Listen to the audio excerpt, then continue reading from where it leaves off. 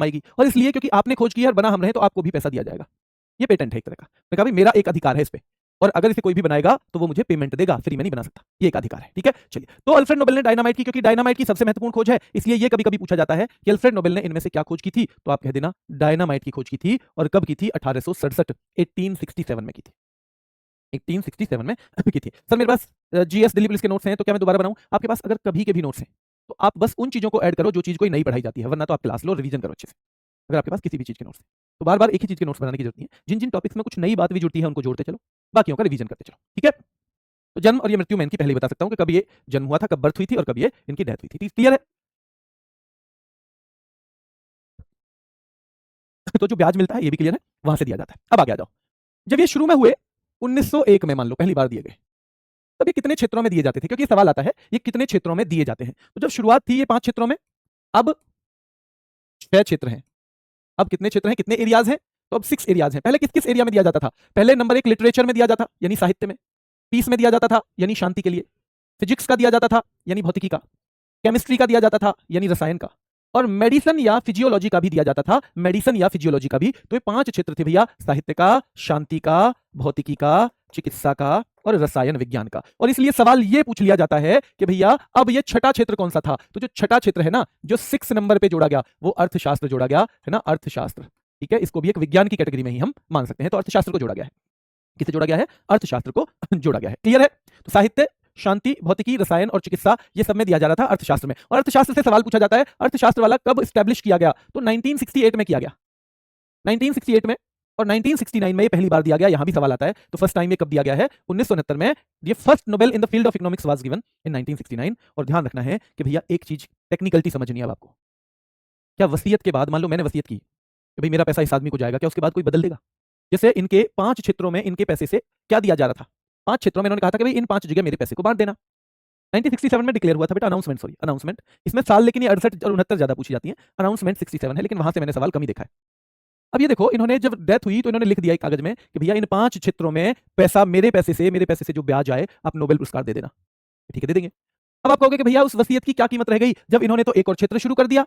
ऐसे तो भला आदमी जो चला गया है उसके बाद कोई कहे कि जी 10 क्षेत्रों में नोबेल दो, तो उसका तो पैसा ही खत्म हो जाएगा, उसका तो सारा पैसा ही चला जाएगा, ऐसे तो अपनी मर्जी चलाने लगेंगे हम। तो देखो, इसमें एक चीज है टेक्निकल, कि जो पहले 5 क्षेत्र हैं जो 1901 में जिन जिनमें नोबेल दिया जा रहा था, उनमें तो पैसा नोबेल जी का ही जाता है। अल्फ्रेड नोबेल जी का पैसा किसमें जाता है? केवल 5 क्षेत्रों में। और जो क्षेत्र बाद में जोड़ा गया है उसका पैसा देता है स्वीडन का सेंट्रल बैंक। ये कौन सा है? स्वेरिक्स रिक्स बैंक। और ये क्या है? Central bank. जैसे हमारा आरबीआई है ना, वैसे ही सेंट्रल बैंक ऑफ स्वीडन, यानी कि स्वीडन का जो केंद्रीय बैंक है वो ये पैसा देता है। कौन देता है? स्वीडन का केंद्रीय बैंक ये पैसा देता है। ठीक है, चलिए। तो अब तो किसी को कोई दिक्कत नहीं होनी चाहिए, क्योंकि नाम हो रहा है अल्फ्रेड नोबेल जी का, लेकिन पैसा उनकी जेब से कोई खर्च नहीं हो रहा है, कोई खर्च नहीं हो रहा है बेटा। ठीक है, ये समझ में आया आपको कि अगर वसीयत जो है, क्योंकि वो तो एक लीगल डॉक्यूमेंट है, उस लीगल डॉक्यूमेंट में ऐसे नहीं चल सकता कि भैया और 2 क्षेत्रों में नाम दे दो। तो नाम बेशक कर लो उनका कहीं भी, पर उनका पैसा नहीं खर्च कर सकते ऐसे। तो इसी वजह से भैया जो स्वेरिक्स रिक्स बैंक है, जो स्वीडन का केंद्रीय बैंक है, उसने कहा ये इकोनॉमिक्स में होना चाहिए नोबेल, क्योंकि इकोनॉमिक्स भी एक महत्वपूर्ण क्षेत्र है। उसमें भी लोगों को ये उत्साहित होना चाहिए, ये एनकरेजमेंट मिलना चाहिए कि भैया अगर हम मेहनत करेंगे तो हमें भी नोबेल मिल जाएगा, क्योंकि वो जरूरत है आज की। इसलिए नोबेल पुरस्कार जोड़ तो उसमें भी गया, लेकिन पैसा उनका खर्च नहीं किया। अब मान लो किसी के मरने के बाद कोई गेट बनवाया जाए उनके नाम से, और गेट जो है वो दूसरा आदमी बनवा दे, तो किसी को क्या दिक्कत है भाई? वो कहेगा कि ठीक है यार, तुम्हारा पैसा है, अगर तुम मेरे नाम से गेट बनवा रहे हो तो मुझे क्या समस्या होगी? कोई समस्या नहीं होगी। ठीक है, हाँ मैंने बताया ना बेटा, स्वेरिक्स रिक्स बैंक। जैसे आपको पता है हमारे भी केंद्रीय बैंक के पास पैसा आता है, हमारा आरबीआई भी पैसे कमाता है, और उसमें से बहुत सारा रिजर्व वो हर साल केंद्र सरकार को ट्रांसफर कर देता है, क्योंकि उनकी तो लिमिटेड जरूरत है। जैसे बाबा जो है, उनकी पेंशन आती है तो वो थोड़ा अपना जेब खर्च रख के बाकी दे देते हैं ना बच्चों को। आरबीआई भी कहता है जी मेरे लायक दे दो मुझे, और बाकी तो तुम खर्च कर लो सरकार की तरफ से, ऐसे। ठीक है, तो यहाँ भी ऐसा ही इनका एक बैंक है, स्वेरिक्स रिक्स बैंक, वो देता है। अब यहाँ से सवाल बनता है कि नोबेल प्राइज कब अनाउंस किए जाते हैं? तो इनको अनाउंसमेंट तो किया जाता है अक्टूबर में। ये सीधे सवाल आता है यहाँ से, when are the Nobel prizes announced? These are announced in October. But दिए कब जाते हैं? तो ध्यान रखना है, दे आर गिवन और they are conferred on 10th December. कब दिए जाते हैं? 10 दिसंबर को। अब आपसे सवाल पूछे 10 दिसंबर को ही क्यों? तो 10 दिसंबर को इसलिए बिकॉज ये अल्फ्रेड नोबेल की क्या है? अल्फ्रेड नोबेल की इस दिन डेथ एनिवर्सरी होती है। क्या होती है? Death anniversary. यानी अल्फ्रेड नोबेल इस दिन डेथ हो गई थी उनकी 10 दिसंबर को, तो उस चीज को याद करने के लिए। ठीक है, तो अनाउंसमेंट अक्टूबर, दिए जाते हैं दिसंबर में। और दिसंबर में भी कोई पर्टिकुलर डेट पूछे तो आप बता देना कौन सी डेट रहेगी, 10th दिसंबर रहेगा। और 10th दिसंबर को ही क्यों? तो because it is death anniversary of Alfred Nobel, क्योंकि अल्फ्रेड नोबेल जी की डेथ एनिवर्सरी है, मृत्यु की वर्षगांठ है। क्लियर? चलिए आगे देखिए, शांति का नोबेल कहां दिया जाता है? अब ये देखो, नोबेल जो 5 नोबेल हैं, 5 नोबेल दिए जाते हैं स्टॉकहोम में। कहां?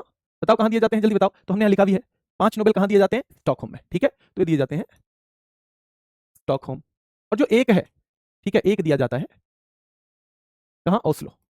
ओस्लो है कहां, नॉर्वे, ठीक है, नॉर्वे है, और ये स्टॉकहोम कहां पे है, स्वीडन। तो आपके दिमाग में होना चाहिए, ठीक है। अब ये याद रखना है कि एक नोबेल जो है ओस्लो में दिया जाता है शांति का, और यहीं से ज्यादा सवाल बनता है कि भैया शांति का नोबेल कहां दिया जाता है। तो देखो, क्योंकि शांति का जो नोबेल है ना, वो कौन देता है, शांति का नोबेल नॉर्वे की संसद है, स्टोर्टिंग बोलते हैं जिसे, उसमें एक शांति का नोबेल देने वाली समिति बनती है नॉर्वे की संसद में, स्टोर्टिंग में, किसमें बेटा, नॉर्वे की जो संसद है, यानी नॉर्वेजियन, ध्यान रखना है बेटा, जो नॉर्वेजियन पार्लियामेंट है स्टोर्टिंग, उसमें एक कमेटी बनती है, और ये कमेटी ही डिसाइड करती है कि किसको शांति का नोबेल दिया जाएगा। फिर चाहे ट्रंप जी चिल्लाते रहो, चाहे कोई चिल्लाते रहो, अगर इनकी नजर में वो नहीं भरेगा तो उसे नोबेल पुरस्कार नहीं मिलेगा, उसे नोबेल पुरस्कार नहीं मिलेगा, ठीक है। कहां दिए जाते हैं, एक बच्चे का सवाल है, तो 5 स्टॉकहोम में दिए जाते हैं, ऐसे याद करो। अकेला तो ओस्लो, ओस्लो यानी कहां पे, एक जो है शांति का, शांति का मतलब क्या होता है, ओस्लो। अरे भाई शांति से चल दे यार, मतलब ओस्लो चल, ओस्लो चल। आप बाइक पे बैठे हो, आपके साथी कोई तेज चलाता है, तो आप क्या कहोगे, और स्लो चल यार, शांति से चल यार। तो शांति का मतलब क्या होगा, और तेज, और स्लो चलना है, ठीक है। और स्टॉकहोम यानी कि जब स्टॉक हो पूरा, जब पूरा स्टॉक हो, बहुत सारे इकट्ठे हो, तो ये भी ध्यान रखना है, स्वीडन, स्टॉकहोम, स्वीडन, ठीक है। चलिए, और बाकी के सारे पुरस्कार दिए जाते हैं स्वीडन की राजधानी स्टॉकहोम में। तो स्टॉकहोम में तो 5 का स्टॉक दिया जाता है, और अकेला ये यहाँ पे। अब ये यहाँ क्यों दिया गया, देखो वो वैज्ञानिक कहाँ के थे, स्वीडन के, सब कुछ पुरस्कार कौन दे रहा है, स्वीडन दे रहा है। अगर एक नया जोड़ा है तो उसका पैसा भी कौन दे रहा है, तो जो वहां का केंद्रीय बैंक है, सेंट्रल बैंक है, वो दे रहा है। तो फिर ये क्यों किया हमने, ये क्यों दिया जाता है ओस्लो में, नॉर्वे में। तो देखो एक चीज ध्यान रखो कि ये आपको मैप पे दिखेगा नॉर्वे, ये वाला जो हिस्सा है ना, लगभग ये नॉर्वे है, और ये स्वीडन है। आज की डेट में आपको पूरी तरह से 2 अलग अलग देश दिखाई दे रहे हैं, लेकिन जिस टाइम नोबेल पुरस्कार की शुरुआत हुई थी, तब ये 2 देश थे, दोनों में अलग अलग संसद थी, पर दोनों का राजा एक था, दोनों का राजा एक था। तो जब दोनों का राजा एक था, तो एक चीज निकल के आई कि जो स्वीडन है, यहां पर राजा की थोड़ी ज्यादा चलती थी, यहां की संसद को ज्यादा शक्ति नहीं मिली हुई थी, और ये जो नॉर्वे है, इसकी संसद को काफी शक्तियां मिली हुई थी, ये थोड़ी ज्यादा इंडिपेंडेंट थी। तो उन्हें लगा कि बाकी में तो फील्ड के एक्सपर्ट देखेंगे, कि भैया रसायन वाला वो एक्सपर्ट देखेंगे, ठीक है, और जो बाकी चीज है उनके भी यानी जैसे 6 क्षेत्र हैं, 6 एरियाज हैं, है ना, और हर एरिया में 3 लोगों को मिल सकता है। तो ज्यादातर ये जो मैक्सिमम मिल सकता है एक साल में, वो 18 लोगों को मिल सकता है। कितने लोगों को, 18 को, ठीक है। चलिए, जब ये शुरू हुआ था, तो इसमें ये प्रोविजन था कि भैया मरणोपरांत भी दिया जा सकता है, यानी आफ्टर डेथ भी दिया जा सकता है।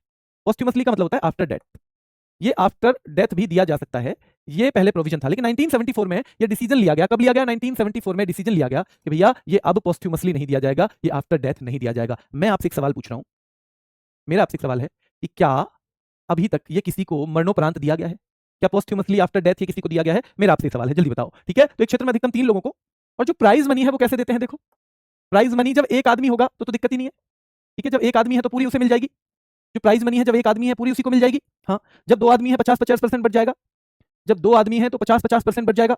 हाँ जी, तो 2 आदमी है तो 50-50% बढ़ गया, ठीक है जी।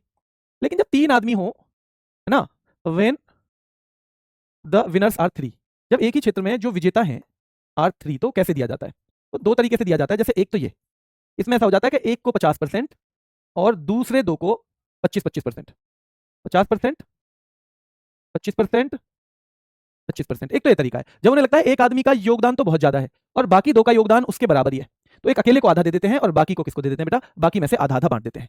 अब या तो ऐसे दिया जाएगा या ऐसे दिया जा सकता है। जब लगता है कि तीनों का बराबर बराबर योगदान है, तो फिर क्या होता है, फिर 33%, 33.33 वो जो भी है, ठीक है, 33%, 33% यानी 33.33 जो भी है, यानी 1/3 1/3 1/3। तो ये 2 कंडीशन है प्राइज मनी को बांटने की, when the winners are there, when 3 winners, when the winners are 3 हमने लिखा है, ठीक है। तो ये इस तरह से आएंगे, ये इस तरह से आएंगे। बहुत शानदार।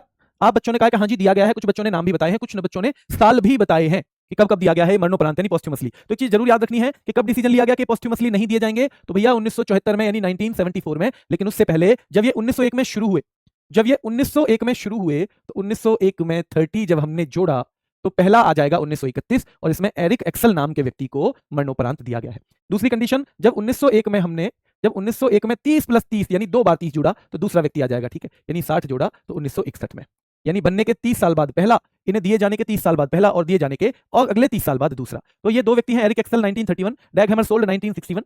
ये डैग हैमरशोल्ड यूएन के सेक्रेटरी जनरल रहे हैं, यूएन के सेक्रेटरी जनरल, जिसे बोलते हैं महासचिव, क्या बोलते हैं, महासचिव। और ये एक एयर एक्सीडेंट में मारे गए थे, यानी एयरप्लेन क्रैश में मारे गए थे। तो याद रखना है, कभी कभी सवाल ये भी आता है कि यूएन के वो सेक्रेटरी जनरल कौन है जो एक एयरप्लेन क्रैश में मारे गए थे, जो एयरप्लेन क्रैश में मारे गए थे वो कौन है, ये एक बार पूछा जाता है, ठीक है। अब एक नाम और आता है राल्फ एम स्टीनमैन, पर आप ये समझो क्योंकि 1974 में डिसीजन हो गया है कि अब किसी को ये आफ्टर डेथ यानी पोस्ट्यूमसली नहीं दिया जाएगा, मरने के बाद नहीं दिया जाएगा, तो इनको भला क्यों देते वो। असलियत में ऐसा हुआ कि ये जो वैज्ञानिक हैं इनके बारे में ज्यादा लोगों को पता नहीं था, और इन्हें जब ये घोषणा कर दी गई तो किसी ने जाके बताया कि भैया वो तो खत्म हो गए हैं, अब वो जीवित नहीं है। पर क्योंकि इन्होंने तो डिसीजन ले लिया था और इन्होंने जिंदा समझ के ही लिया था, तो इसलिए इन्होंने कहा चलो दे दिया तो दे दिया, एक दो दिन पहले ही तो मरे हैं, हम ये मान के चलेंगे कि एक दो दिन पहले ही मरे हैं तो इनको दे सकते हैं। तो इनको ऐसा माना ही नहीं कि मरणोपरांत है। अब एक कंडीशन और आती है कि कभी कभी जैसे डिक्लेरेशन हो गया, डिक्लेरेशन के बाद डेथ हो जाए, डेथ, ठीक है, तो फिर नोबेल दिया जाएगा या नहीं दिया जाएगा? क्योंकि आपको पता है डिक्लेयर हो जाता है अक्टूबर में ही, कब हो जाता है? अक्टूबर में, और नोबेल दिए जाते हैं दिसंबर। अगर इन बिटवीन डेथ हो जाए तो भैया फिर नोबेल दिया जाएगा, फिर नोबेल दिया जाएगा। ऐसा नहीं है बस डिक्लेरेशन से पहले डेथ ना हुई हो, डिक्लेरेशन से पहले डेथ ना हुई हो, तो डिक्लेयर अक्टूबर में हुआ, फिर हो गई डेथ नोबेल मिलने से पहले, क्योंकि 2 महीने का अंतर होता है, तो क्या वो दिए जाएंगे उस कंडीशन में? तो हाँ दिए जाएंगे, ए दिए जाएंगे। पैसा बेटा फिक्स नहीं है, पैसा फिक्स नहीं है, ब्याज जितना आएगा बांट देंगे, ठीक है, बिल्कुल फिक्स नहीं है। और आप मुझे सवाल भेजना, आज तक सवाल पूछा भी नहीं होगा आपसे, अभी सवाल पूछा भी नहीं होगा।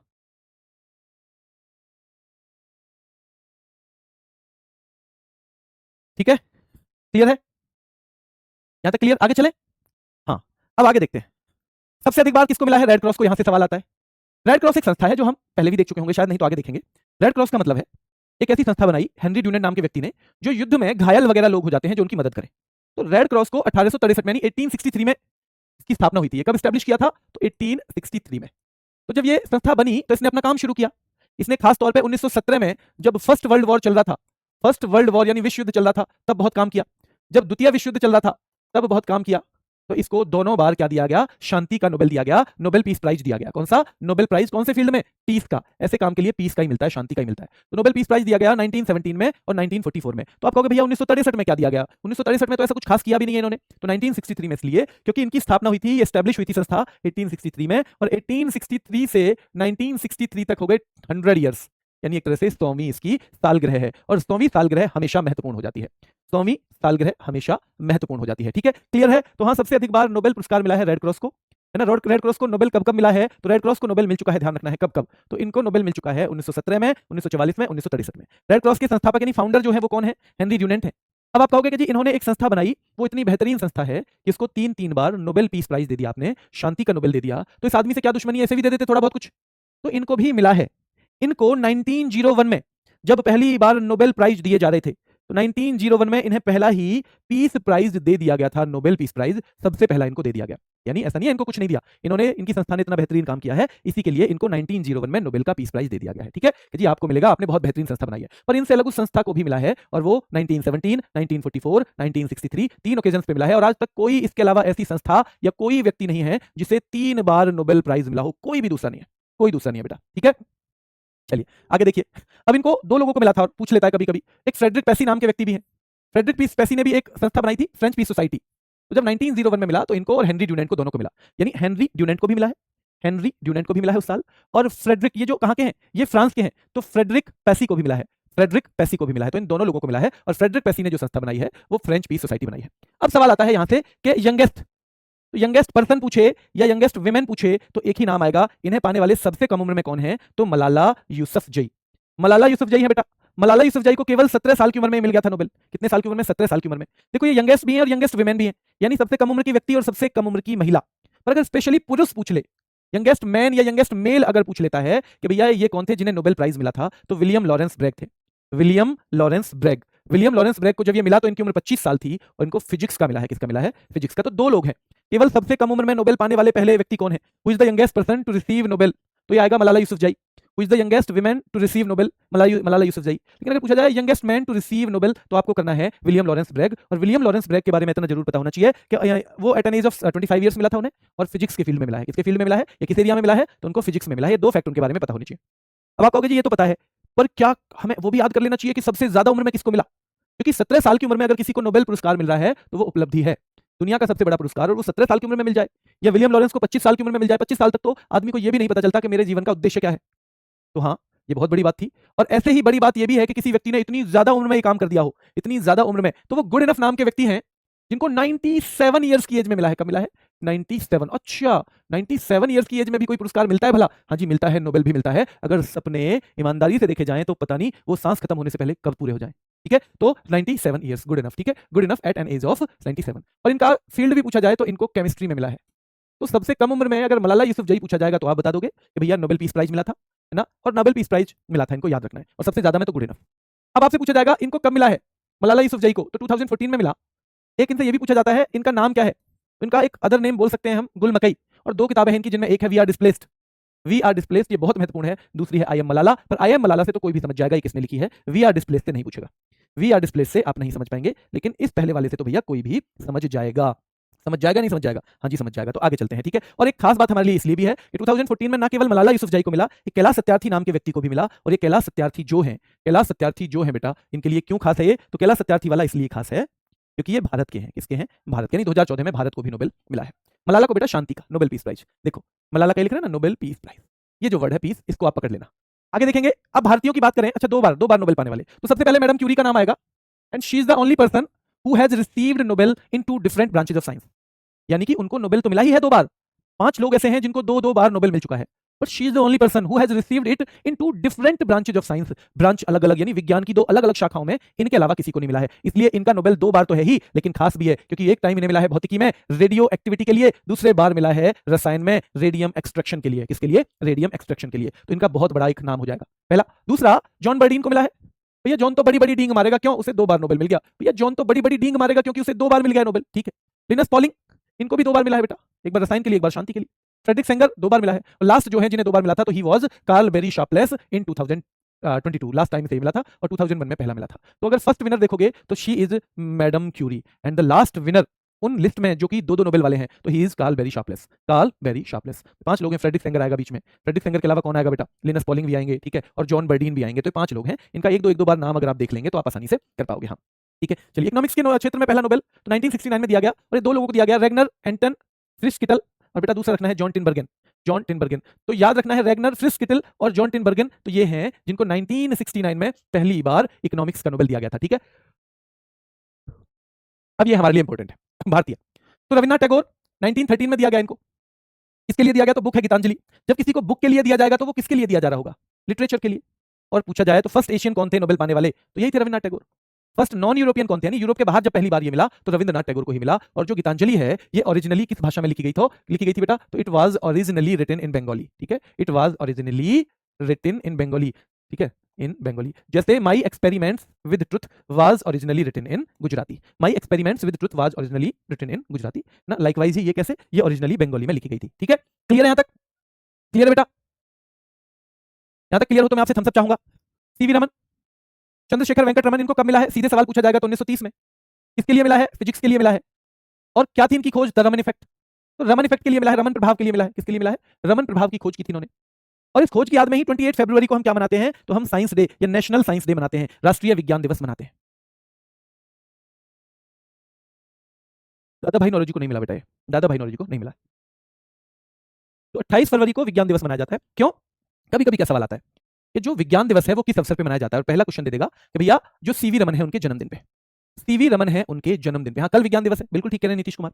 तो ये है कि क्योंकि इनका जन्मदिन नहीं था, इन्होंने 1928 में यानी 1928 में इसी दिन अपनी खोज के बारे में दुनिया को बताया था कि भैया मैंने रमन प्रभाव की खोज कर ली है। कभी या चक्कर में घूम रहे हो, मैंने रमन प्रभाव की खोज कर ली है, ठीक है। चलिए, तो इस खोज की याद में 28 फरवरी को विज्ञान दिवस मनाया जाता है, 28 फरवरी को। तो क्योंकि इस खोज को इन्होंने जब किया था, क्या जब इन्होंने इसको पब्लिसाइज किया था, पब्लिक को बताया था, तो वो दिन 28 फरवरी का ही था। कौन सा था? 28 फरवरी का ही था। बुक्स भी कराएंगे, हाँ जी बिल्कुल बुक्स भी कराएंगे, ठीक है। और ये कौन है? तो ये फर्स्ट वैज्ञानिक है बेटा, याद रखना है, फर्स्ट साइंटिस्ट ऑफ एशिया, ठीक है। फर्स्ट साइंटिस्ट, ये first Asian scientist to receive Nobel, यानी ये एशिया के पहले वैज्ञानिक हैं। जब ये साइंस में दिया जा रहा था तो वैज्ञानिक तो 1901 से ही आ रहे हैं कोई ना कोई जीतते हुए, लेकिन ये एशिया के, ठीक है, first scientist of Asia to receive Nobel, यानी कि किसी विज्ञान में जिसने जीता हो नोबेल, ऐसे पहले एशियन है। तो आप देखो एशिया कितना पीछे था उस टाइम पे। एशिया इतना पीछे था, या इतना पीछे किया हुआ था लोगों ने जानबूझ के कि 1930 तक जब पहला नोबेल दिया गया, उससे 29 साल के अंदर अंदर कोई वैज्ञानिक ऐसा था ही नहीं जिसको कुछ पुरस्कार दिया जा सके, ठीक है, दिया जा सके। ये बच्चा कह रहा था इस बार फरवरी 27 की है ना कि 28 की, इसलिए इस बार साइंस डे नहीं है। किसने कहा बेटा फरवरी 27 की है? किसने कहा? अब कहां से लाते हो ऐसी न्यूज? भगवान भी माफ नहीं करेगा ऐसी न्यूज लेके आओगे तो। फरवरी 27 की है। चलिए आगे देखिए, डॉक्टर हरगोविंद खुराना, इनका एक साल तो पूछा जाता है, कब दिया जाता है? 1968 में। इनको किस क्षेत्र में दिया गया था? तो मेडिसिन के क्षेत्र में। और मेडिसिन के लिए आज तक इन्हें दिया गया है बस भारतीयों में। और कृत्रिम जीन के संश्लेषण के लिए अगर पूछ लिया जाए, इनका खास तौर पे पता नहीं क्यों पूछ लेते हैं, कृत्रिम जीन के संश्लेषण के लिए, यानी for synthesis of artificial genes क्यों दिया जाता है? ये it is given for synthesis of artificial genes. Mother Teresa 1979 में शांति का नोबेल पुरस्कार मिला है। और ये क्यों भारतीय हैं? क्योंकि इन्होंने भारत की सिटीजनशिप 1948 में ही ले ली थी। कब ले ली थी? 1948 में। तो इनको 1979 में क्या मिला है? नोबेल पीस प्राइज मिला है, Nobel peace prize. Chandrasekhar Subrahmanyan Chandrasekhar का नाम भी आता है 1983 में, और फिजिक्स का। ये दो ही चीजें इनके बारे में ज्यादा पूछी जाती हैं। चंद्रशेखर सीमा के लिए बेटा, सुब्रमण्यम चंद्रशेखर फिजिक्स 1983, सुब्रमण्यम चंद्रशेखर फिजिक्स 1983, ये बहुत महत्वपूर्ण एक नाम है। अमर्त्य सेन, और अमर्त्य सेन को 1998 में वेलफेयर इकोनॉमिक्स के लिए यानी कि कल्याणकारी अर्थशास्त्र के लिए, ठीक है, और फर्स्ट इकोनॉमिस्ट ऑफ इंडिया है वो, भारत के पहले अर्थशास्त्री। He is first economist of India to receive Nobel prize, ठीक है, फर्स्ट इकोनॉमिस्ट ऑफ इंडिया, है ना। तो ये हो गए Amartya Sen, first economist of India है, और ये सीधे सीधे सवाल पूछा जाता है। अमर्त्य सेन का हो जाएगा क्लियर। सर ये सब नोट बनाए, बेटा आपकी मर्जी है, अप टू यू, बनाए या ना बनाए, नोट्स हमेशा आपकी मर्जी है। जिसको पूरा समय पढ़ाई को ही देना है उस बच्चे को नोट्स बनाने लेने चाहिए, एक ही बार तो बनाने। लेकिन जिसका कोई नौकरी वोकरी भी कर रहा है, समय का अभाव है, वो पीडीएफ से भी पढ़ ले तो कोई दिक्कत नहीं है, ठीक है। चलिए आगे देखिए, वीएस नायपॉल 2001 में मिला साहित्य के लिए, वीएस नायपॉल को। वेंकट रमन रामकृष्णन को मिला 2009 में, और इनको मिला केमिस्ट्री में। केमिस्ट्री में भी ये अकेले ही भारतीय हैं, आज तक किसी और ने नहीं जीता। फिर सीधे नाम आएगा एक 2014, 2014 नाम आएगा, और 2014 में वही व्यक्ति हैं जो किनके साथ थे, जो मलाला यूसुफजई के साथ थे 2014 में, ठीक है। और इन्हें मिला है नोबेल पीस प्राइज, क्योंकि मलाला यूसुफजई को भी क्या मिला था, मलाला यूसुफजई को भी नोबेल पीस प्राइज मिला था। और ये किससे जुड़े हुए हैं, तो इन्होंने एक चलाया हुआ था अपना एक, भाई क्या चलाया हुआ आंदोलन, बचपन बचाओ आंदोलन, बचपन बचाओ आंदोलन से ये जुड़े हुए हैं। लास्ट विनर रहेंगे अभिजीत बनर्जी 2019 में, अर्थशास्त्र के लिए, यानी अर्थशास्त्र के लिए हमारे दो हैं। इकोनॉमिक्स के लिए अगर हम बात करें तो हमारे पास दो विजेता रहे हैं इकोनॉमिक्स के लिए। एक तो कौन है, नंबर एक 1998 में, जिनका नाम है अमर्त्य सेन, और फिर दूसरे 2019 में, जिनका नाम है अभिजीत बनर्जी। क्या नाम है, अभिजीत बनर्जी। चलिए बिल्कुल जो आपके पास है वो कर सकते हो, एक ही टेबल में मैंने दे दिया है ताकि आप थोड़ा सा एक साथ ही रिवीजन कर लो। तो रविन्द्रनाथ टैगोर आपको पता ही है, लिटरेचर के लिए उन्हें दिया गया, लिटरेचर यानी साहित्य के लिए। यानी भारत अपने नागरिकों को जितने भी पुरस्कार देता है, जितने भी अवार्ड देता है, ऑनर देता है, उन सब में अगर सबसे ऊपर वाला पूछा जाए तो कौन सा है, तो कौन सा है बेटा, तो हमें सीधे सीधे पता होना चाहिए भारत रत्न है। भारत रत्न स्थापित किया गया क्योंकि देखो भारत में, भारत को भारत बनाने में बहुत सारे लोगों का योगदान है, और उस योगदान को सम्मानित अगर हम करना चाहें तो हमें क्या करना पड़ेगा, एक देश के तौर पे हमें उस व्यक्ति को कोई सम्मान देना पड़ेगा। तो ऐसे ही व्यक्तियों के लिए जिन्होंने भारत के निर्माण में योगदान दिया है, जिनकी वजह से भारत आज भारत है, ऐसे व्यक्ति को ये भारत रत्न सम्मान देने की जो शुरुआत हुई वो 2 जनवरी 1954 को हुई। कब, तो ये जो ऑनर है इसे कब स्टैब्लिश किया गया था, तो 2 जनवरी 1954 से चला आ रहा है। तो कभी कभी तो ये डेट पूछ लेता है, अदरवाइज यही पूछ लेता है कि इसको कब स्थापित किया गया था, कब इंस्टीट्यूट किया गया ये, तो भैया ये 1954 में इंस्टीट्यूट किया गया, 1954 में इंस्टीट्यूट किया गया है, ठीक है। हाँ तो पहली स्लाइड ही हमने अभी पढ़ाई है कि भारत का हाईएस्ट सिविलियन ऑनर कौन सा है, यानी सर्वोच्च नागरिक सम्मान भारत रत्न है। स्थापना 2 जनवरी 1954 को हुई, यानी 2 जनवरी 1954 को ये इंस्टीट्यूट किया गया, तो शुरुआत है 1954।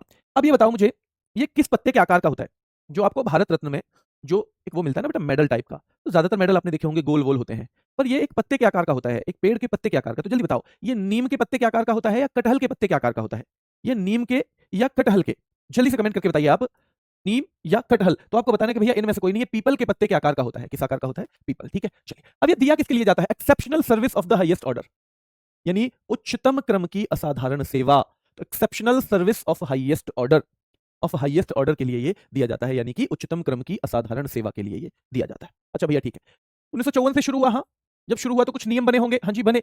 तो नियमों के हिसाब से किस किस क्षेत्र में दिया जाता था, ये आर्ट के क्षेत्र में दिया जाता था, ये लिटरेचर के क्षेत्र में दिया जाता था, ये साइंस के क्षेत्र में दिया जाता था, और बेटा ये सार्वजनिक सेवा यानी पब्लिक सर्विसेज के फील्ड में दिया जाता था। तो ये 4 फील्ड खास तौर पे कौन कौन से, आर्ट, लिटरेचर, साइंस और पब्लिक सर्विस, इस तक ही सीमित था।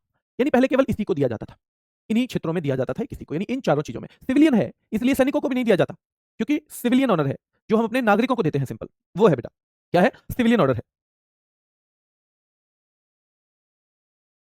ठीक है। तो यहां देखिए अब 2011 में नियमों में बदलाव हुआ, और any field of human Endeavour, यानी कि किसी भी क्षेत्र में अगर मानव प्रयास करता है, किसी भी क्षेत्र में जो मानव प्रयास करेगा तो उस क्षेत्र में दिया जा सकता है। पहले science, literature, art, public service, क्या 4 ही फील्ड थे, आर्ट, साइंस, लिटरेचर और पब्लिक सर्विस, पहले 4 ही क्षेत्र थे। अब 2011 से ये any field of human endeavour यानी कि मानव जहां भी कुछ बेहतर करने का प्रयास कर सकता है उस फील्ड के लिए ये दे दिया जाता है, ठीक है। अब आपसे पूछा जाएगा इसे कौन प्रोवाइड करता है, इसे कौन देता है, तो भारत रत्न को पहले तो ये पता होना चाहिए भैया 26 जनवरी, यानी कि ये कब, तो भैया इनकी घोषणा की जाती है हमारे गणतंत्र दिवस पे, ठीक है। और कौन देते हैं, राष्ट्रपति देते हैं, हमारे प्रेसिडेंट देते हैं। और किसकी सिफारिश पे देते हैं, तो एक कमेटी होती है जिसके चीफ होते हैं प्राइम मिनिस्टर, तो प्राइम मिनिस्टर एक कमेटी को हेड करते हैं, उस सिफारिश पर, उस कमेटी की सिफारिश पे, यानी एक तरह से प्राइम मिनिस्टर के रिकमेंडेशन पे। यानी राष्ट्रपति जी का मन करे कि मैं ये किसी को भी दे दूं, तो वो किसी को भी नहीं दे सकते हैं, वो उन्हीं को दे सकते हैं केवल जिनको वो कमेटी सिफारिश करती है, जिसको हमारे प्राइम मिनिस्टर हेड करते हैं। तो 3-4 चीजें आपके दिमाग में रहनी चाहिए, उच्चतम क्रम की असाधारण सेवा, exceptional service of the highest order, 4 क्षेत्र पहले, तो कौन कौन से, art, literature, science, public service, यानी कला, साहित्य, विज्ञान और सार्वजनिक सेवा। कब चेंज कर दिया गया, 2011 में रूल्स को चेंज किया गया, हाँ जी किया गया। क्या अब किसी भी क्षेत्र में दिए जा सकते हैं, हाँ तो बस any field of human endeavour वो दिए जाते हैं।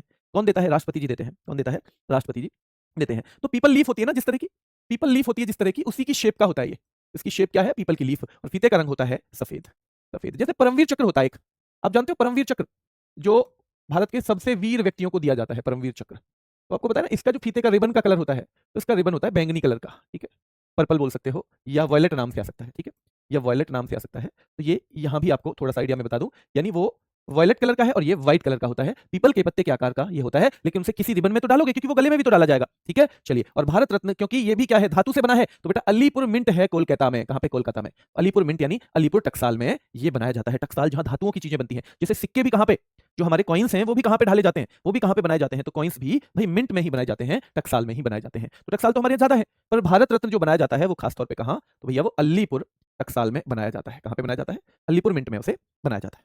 यहां तक क्लियर है? अच्छा, एक बार ये बंद भी हुए, 1977 में बंद हुए और फिर 1980 में शुरू किए। तो आपसे पूछेगा कौन सी सरकार ने बंद कर दिए थे, तो आपको पता होगा जनता पार्टी की सरकार आई थी उस टाइम पे, और जनता पार्टी की सरकार उसने डिसीजन लिए बहुत सारे, किस तरह के, जो इंदिरा गांधी जी के डिसीजन के उलट जाते थे, यानी विपरीत वाले लिए उन्होंने। इंदिरा गांधी जी ने जैसे 42वां संविधान संशोधन वो लेके आई, उसमें बहुत सारी चीजें जो उन्होंने इंट्रोड्यूस की, उन सबको पलट दिया था जनता पार्टी के कॉन्स्टिट्यूशनल अमेंडमेंट एक्ट ने, जो 1978 में आया था, 1978 में आया था। तो इस तरह यानी कि चीजें चल रही थी। तो जब जनता पार्टी सरकार ने भी कहा कि ये तो भाई इनमें पक्षपात होता है, जो इनामों को देते हैं तो पक्षपात होता है, कई बार वही लोग खुद को दे देते हैं जो बैठे हुए हैं। जैसे अगर टेक्निकली देखा जाए तो जवाहरलाल नेहरू जी 1955 में पीएम है, और 1955 में उनको क्या मिल गया, वो अवार्ड मिल गया। तो एक तरह से और पीएम की सिफारिश पे ही दिया जाता है, ये पीएम की सिफारिश पे ही दिया जाता है। तो आप ये कहोगे जी तो उन्होंने खुद को ही दे दिया। तो इस तरह के सवाल जनता पार्टी सरकार ने उठाए, और जनता पार्टी सरकार ने उन सवालों को उठा के 1977 में बंद कर दिया, डिसकंटिन्यू कर दिया कि हम इस तरह के कोई भी इनाम नहीं देंगे, ठीक है। और उसके बाद आपको ये भी पता होगा कि इसको फिर से 1980 में जब कांग्रेस गवर्नमेंट आई तो इसको फिर से रिज्यूम किया गया, इसको फिर से शुरू किया गया, उसको फिर से शुरू किया गया है बेटा, ठीक है। क्लियर है? क्लियर है यहाँ पे? हाँ, आइए आगे।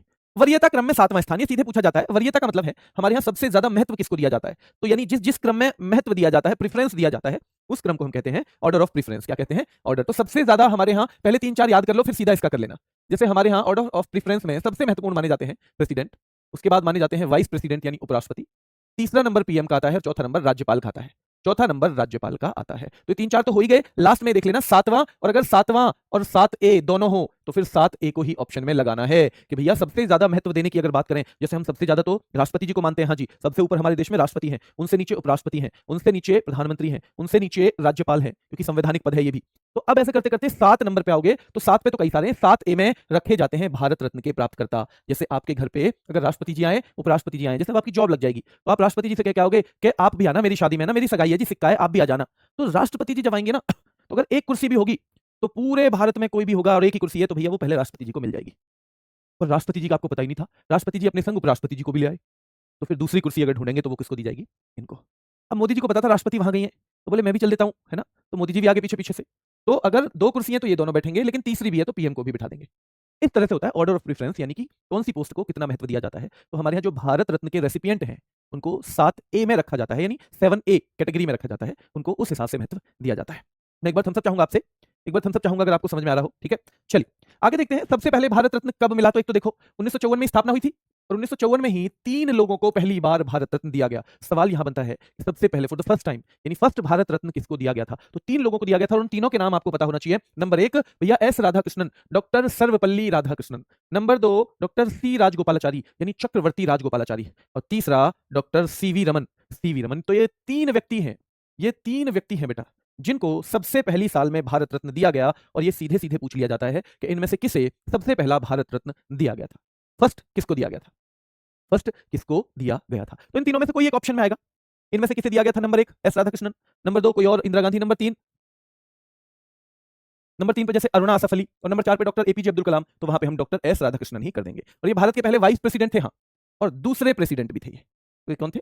दूसरे राष्ट्रपति, भारत के दूसरे राष्ट्रपति भी थे, ठीक है, क्योंकि डॉक्टर राजेंद्र प्रसाद के बाद जब ये बने तो यही थे। तो डॉक्टर एस राधाकृष्णन, सी राजगोपालाचारी, सीवी रमन। और सीवी रमन एक खासियत उनकी रही कि उन्हें लेनिन शांति पुरस्कार भी मिला और उन्हें नोबेल पुरस्कार भी मिला। उनको लेनिन शांति पुरस्कार भी मिला और उनको नोबेल भी मिला और उनको भारत रत्न भी मिला। तो इस तरह तीनों अवार्ड पाने वाले वो पहले भारतीय हो जाएंगे, वो पहले भारतीय हो जाएंगे बेटा, ध्यान रखना है, ठीक है। चलिए भारत पहले भारतीय हो जाएंगे। एक बच्चा कह रहा है सर ये विराट कोहली को भी मिला है, नहीं बेटा ये विराट कोहली को नहीं मिला है, कभी नहीं मिला है। तो 3 है भारत रत्न पाने वाले, सी राजगोपालाचारी, एस राधाकृष्णन और सीवी रमन। अब सबसे पहले ऐसे कुछ लोगों को हम देखेंगे जिन्होंने पहली पहली बार कुछ जीता है। जैसे 1955 के विजेता हैं पंडित जवाहरलाल नेहरू। दो तरह से याद करेंगे हम कि भैया पंडित जवाहरलाल नेहरू को कब मिला, तो 1955 में मिला है भारत रत्न। और भारत रत्न पाने वाले फर्स्ट पीएम कौन है, फर्स्ट प्राइम मिनिस्टर कौन है, who is the first prime minister to receive Bharat Ratna, तो ही इज पंडित जवाहरलाल नेहरू। कौन है? पंडित जवाहरलाल नेहरू। यूपी के पहले सीएम कौन है? Who is the first CM of UP to receive Bharat Ratna? तो यहां पे आ जाएगा जीबी पंत, यानी गोविंद वल्लभ पंत है। कौन है? गोविंद वल्लभ पंत है। तो ये भी पहले हो गए। फिर आपसे सवाल पूछा जाएगा कि भैया वो कौन थे जिनको 100वें बर्थडे पे उनके पे भारत रत्न दिया गया? तो who was the first person, या which person was given Bharat Ratna on his 100th birthday? तो सीधे सीधे महर्षि धोंदो केशव कर्वे। महर्षि धोंदो केशव कर्वे को 1958 में दिया गया था और इनके 100th किस पे? बर्थडे पे दिया गया था। तो हमने देख लिया 1955 में कौन है बेटा? पंडित जवाहरलाल नेहरू हमने सबसे पहले देखे, ठीक है। 1957 में हमने जीबी पंत देख लिए हैं और 1958 में हमने महर्षि धोंदो केशव कर्वे को देख लिया है। तो 100वें साल में पाने वाले पहले हैं, तो इनके साथ साथ कुछ खासियत जुड़ी हुई है। फिर आपसे पूछेंगे भारत के पहले राष्ट्रपति कौन थे जिन्हें ये दिया गया? तो भारत के पहले राष्ट्रपति भारत रत्न पाने वाले वो हैं डॉक्टर राजेंद्र प्रसाद और उनको 1962 में दिया गया है। कब दिया गया है? 1962 में। फिर एक खास बात आएगी, पहली बार 1966 में किसी व्यक्ति को मरणोपरांत यानी पोस्ट्यूमसली, तो ये पहले मरणोपरांत हैं। मरणोपरांत का मतलब है ऐसा व्यक्ति जिसे ये अवार्ड मरने के बाद दिया गया, तो उनको तो सीधी सी बात है, उनको ना देकर ये किसी ना किसी उनके घर वाले को दिया जाएगा, किसी ना किसी उनके घर वाले को दिया जाएगा। यही तो क्लियर है ना, क्योंकि मरणोपरांत भाई ऊपर से तो कोई व्यक्ति आएगा नहीं लेने के लिए। तो पहली बार इसको पोस्ट्यूमसली दिया गया जब, तो ये लाल बहादुर शास्त्री जी को दिया गया 1966 में, क्योंकि 1966 में ही भैया ताशकंद समझौते के बाद शास्त्री जी की क्या हो गई थी? मृत्यु हो गई थी। तो यहाँ 1962 के विजेता हैं डॉक्टर राजेंद्र प्रसाद, ये भारत के पहले राष्ट्रपति हैं। और याद रखना आपको, लाल बहादुर शास्त्री जी सबसे पहले मरणोपरांत इनको दिया गया है। अब शुरुआत में जब ये शुरू किया गया तो ऐसा कोई प्रोविजन नहीं था कि किसी मरने के बाद भी किसी व्यक्ति को ये दिया जाएगा। 1955 में यानी 1954 में शुरू हुआ, तब इसके रूल्स रेगुलेशंस में कोई ऐसा प्रोविजन नहीं था। 1955 में प्रोविजन आया कि भैया ये मरने के बाद भी दिया जा सकेगा, ऐसी कोई बाउंडेशन नहीं है कि नहीं दे सकते। लेकिन ये पहली बार यूज हुआ 1966 में। कब यूज हुआ? 1966 में। 1955 में ये प्रावधान यानी प्रोविजन आया था पोस्ट्यूमसली वाला। अब तक 53 लोग जो लोग हैं टोटल 53, उनमें से ये 58 लोगों को क्या दिया गया है? मरणोपरांत दिया गया है। 18 लोगों को, 53 में से 18। मैंने भी क्या कर दिया देखो, कम पढ़े लिखे मास्टर से पढ़ने का यही नुकसान है। तो अब तक टोटल कितने लोगों को मरणोपरांत दिया गया है पोस्ट्यूमसली?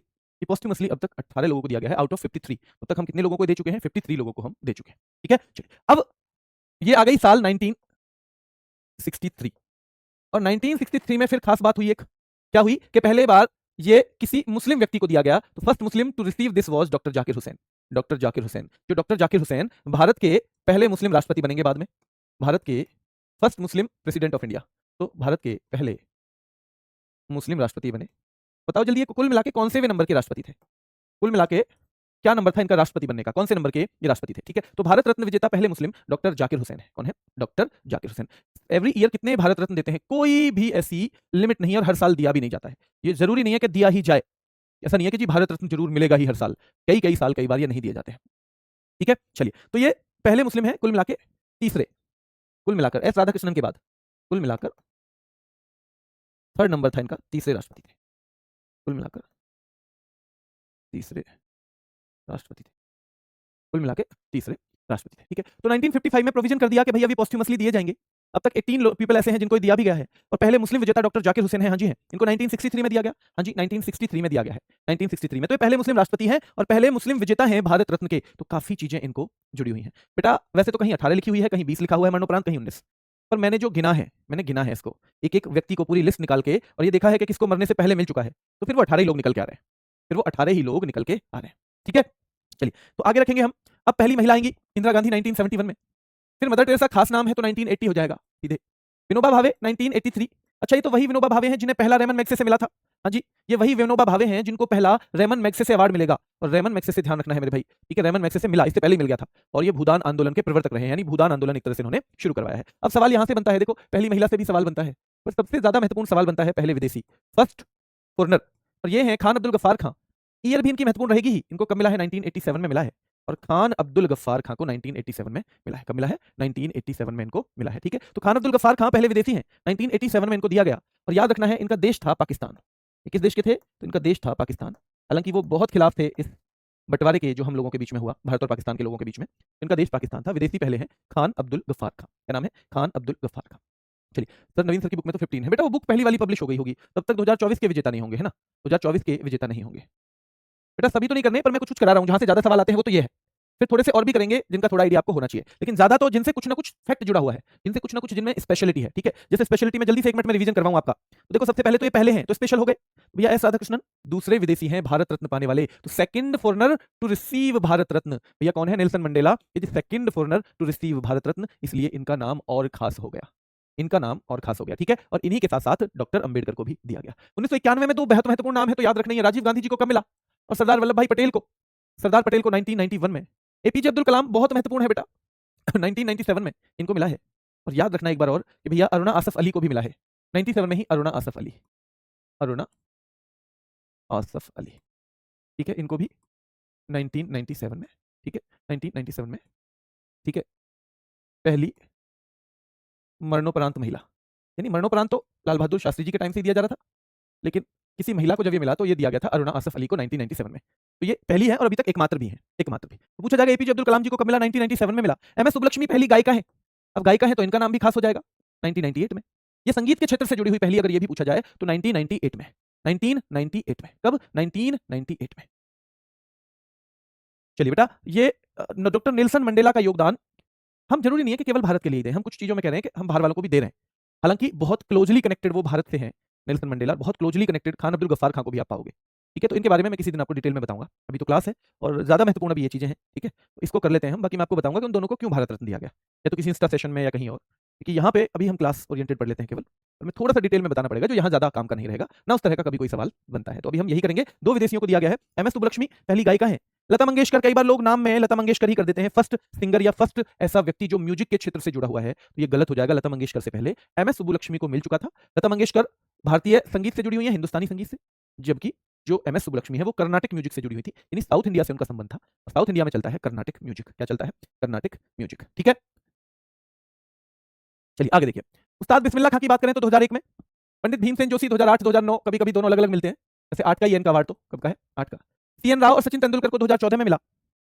और बेटा सचिन तेंदुलकर के बारे में एक दो चीज देख लेना कि ये सबसे कम उम्र के व्यक्ति हैं, यानी वो यंगेस्ट पर्सन है। जैसे नोबेल पाने वाला यंगेस्ट कौन था, अगर पुरुष की बात करूं मैं और ओवरऑल की बात करूं तो नोबेल पुरस्कार पाने वाला पुरुष तो था कौन, पुरुष तो कौन था बताओ बेटा, विलियम लॉरेंस ब्रैग, और ओवरऑल थी मलाला यूसुफजई। वैसे ही सचिन तेंदुलकर सबसे कम उम्र के व्यक्ति हैं, जैसे वहां मलाला यूसुफजई, वैसे ही सचिन तेंदुलकर को सबसे कम उम्र में मिला था ये, है ना, भारत रत्न। और वो पहले खिलाड़ी भी हैं, पहले क्या अभी तक के तो एकमात्र खिलाड़ी हैं, अभी तक किसी दूसरे स्पोर्ट्स पर्सन को ये नहीं मिला है। 2019 में 3 महत्वपूर्ण लोगों को मिला था, भूपेन हजारिका जो असम के हैं, नानाजी देशमुख जिनका संबंध महाराष्ट्र से था, और प्रणब मुखर्जी जो हमारे पूर्व राष्ट्रपति रहे हैं और बहुत बड़े राजनेता भी रहे हैं। तो इन 3 व्यक्तियों को कब दिया गया है, 2019 में दिया गया। एक बार फिर से देखो, ये भी रिपीट करने का मौका मिलेगा आपको और कुछ नए भी जुड़ेंगे। 1954 में डॉक्टर सीवी रमन, जिनका पूरा नाम है डॉक्टर चंद्रशेखर वेंकट रमन, हाँ जी। और कौन कौन थे बताओ, एक और जोड़ दो नाम फिलहाल में, डॉक्टर या सॉरी पंडित जवाहरलाल नेहरू, ठीक है, पंडित जवाहरलाल नेहरू, ये भी तो 55 में ही थे, हाँ जी। पंडित जवाहरलाल नेहरू भी किसमें थे, ये भी 55 में थे। तो पंडित जवाहरलाल नेहरू भी किसमें थे, 55 में ही थे। महर्षि धोंदो केशव कर्वे से पहले 1957 में एक नाम जोड़ दूं, 1957 में, हाँ जी, गोविंद वल्लभ पंत, गोविंद वल्लभ पंत बेटा, ठीक है, ठीक है, गोविंद वल्लभ पंत, जीबी पंत हॉस्पिटल भी है इनके नाम पे। तो 1957 में, 58 में महर्षि धोंदो केशव कर्वे, हाँ, 100th बर्थ एनिवर्सरी थी जिस दिन इन्हें दिया गया। 1961 में एक नाम याद रखना, डॉक्टर विधान चंद्र राय, हाँ जी, 1961 हमने याद कर लिया। 1962 में हमें पता है कौन है, डॉक्टर राजेंद्र प्रसाद, ठीक है जी। 1966 में हमें पता है कौन है, हाँ जी, 1966 में भाई लाल बहादुर शास्त्री जी को दिया गया, लाल बहादुर शास्त्री जी को 1966 में, ठीक है। 1962 में तो हमें पता होना चाहिए डॉक्टर राजेंद्र प्रसाद को दिया गया। 1961 में डॉक्टर विधान चंद्र रॉय, और ये विधान चंद्र रॉय, इन्हीं की याद में बेटा हमारे यहाँ पर बीसी रॉय पुरस्कार दिया जाता है। जो किस क्षेत्र में दिया जाता है, तो बीसी रॉय दिया जाता है। कौन से क्षेत्र का अवार्ड है वो, तो भाई वो मेडिसिन के क्षेत्र का है, चिकित्सा के क्षेत्र का अवार्ड है, चिकित्सा है बेटा, ठीक है, क्लियर है। चलिए ठीक है बच्चे, एक बच्चा कह रहा है सर करा देना ये पैरालंपिक, करा देंगे, चलो ठीक है, करा देंगे, खत्म करिए इस बात को। 1983 तो हम यहाँ पे देख रहे थे बेटा, फिर हमने देखा 1961 के बाद 62 हमने पढ़ा था, पहले 66 मैंने पिछले बार जिनमें कुछ खास था वो बताए, फिर कुछ ऐसे जहां से सवाल नॉर्मली पूछ लेता है कि इनको कब मिला है। 1966 के बाद क्या हम एक और याद करते हैं नॉर्मली, 1971 में इंदिरा गांधी, हाँ भाई इंदिरा गांधी भी हम करते हैं याद। 1980 में हम मदर टेरेसा करते हैं, हाँ जी करते हैं। 1983 में आचार्य विनोबा भावे, हाँ जी हमने पहले भी देखा था। 1987 में हम खान अब्दुल गफ्फार खां को पढ़ रहे थे, हमने अभी पढ़ा पूरा।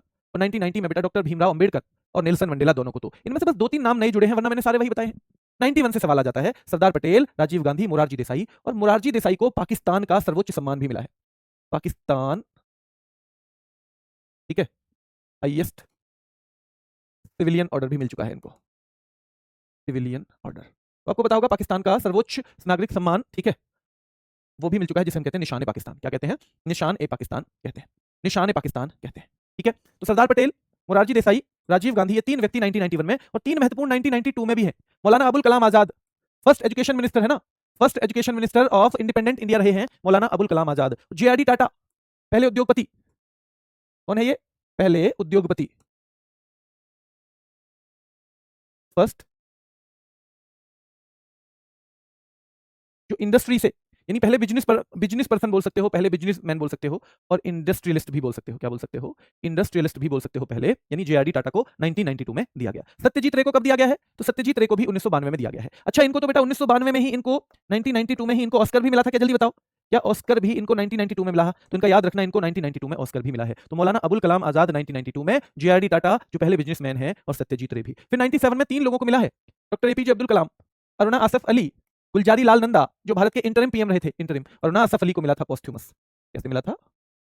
पोस्ट्यूमसली। पोस्ट्यूमसली का मतलब है मरने के बाद, ठीक है। ओनली वेमेन, ओनली वेमेन, मात्र महिला है टू रिसीव इट पोस्ट्यूमसली, यानी जिनको मरने के बाद ये दिया गया है, तो वो महिलाओं में केवल एक ही है। कौन है? महिलाओं में केवल एक ही है। Posthumously, only women to receive it posthumously, ठीक है। अब जल्दी से मुझे बताओ आप कि एम विश्वेश्वरैया को कब मिला था? 1954, 55 या 56? जिनके नाम पे इंजीनियर्स डे भी मनाया जाता है, जिनकी वजह से। एम विश्वेश्वरैया, एम विश्वेश्वरैया को कब दिया गया था, ये आपको बताना है। 1955 में ही दिया गया था।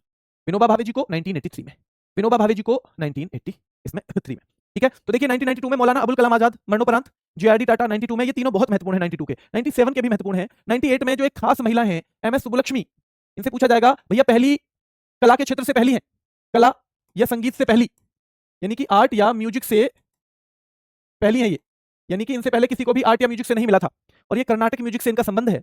और इनको रेमन मैग्सेसे भी मिला था। रेमन मैग्सेसे आप बाद में पढ़ोगे, रेमन मैग्सेसे को हम एशिया का नोबेल भी कहते हैं, और इनको रेमन मैग्सेसे भी मिला था। तो ये रेमन मैग्सेसे पाने वाली भी पहली सिंगर बनी थी, ये भारत रत्न पाने वाली भी पहली सिंगर है, पहली म्यूजिशियन है, रेमन मैग्सेसे पाने वाली भी पहली म्यूजिशियन। और इनके बारे में ये भी पूछा जाता है कि भैया इनको जो यूएन में प्रदर्शन करने का, परफॉर्मेंस देने का मौका कब मिला था? तो when did MS Subbulakshmi perform at the UN? तो 1966 में। कब? 1966 में। तो एमएस सुब्बुलक्ष्मी कला संगीत से पहली है ये, और जो इंडियन कर्नाटिक म्यूजिक है वहां से इनका संबंध रहा है। 1974 में इनको रेमन मैग्सेसे मिला, और रेमन मैग्सेसे पाने वाली भी ये पहली सिंगर थी, पहली म्यूजिशियन कह सकते हो आप बेटा। और संयुक्त राष्ट्र में इन्होंने 1966 में प्रदर्शन किया था।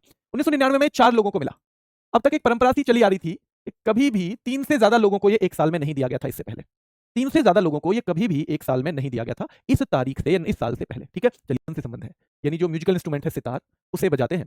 प्रोफेसर अमर्त्य सेन, इकोनॉमिक्स के लिए इनको मिला था, बहुत पूछा जाता है ये, इकोनॉमिक्स, है ना। और इनको 1998 में नोबेल भी मिला था, लास्ट क्लास में हमने पढ़ा था, 1998 में नोबेल भी मिला था। और ये नोबेल पाने वाले, इकोनॉमिक्स के क्षेत्र से नोबेल पाने वाले पहले भारतीय थे, ठीक है। तो 99 में जयप्रकाश नारायण गोपीनाथ बोरदोलई, ये 4 नाम है, लेकिन इनमें से 2 के ही साल पूछी जाती है, 2 के ही साल। और 1999 में 4 लोग हो गए, 4। हमें केवल 2-3 में कंफ्यूजन है, बाकी तो हमको सब पता है।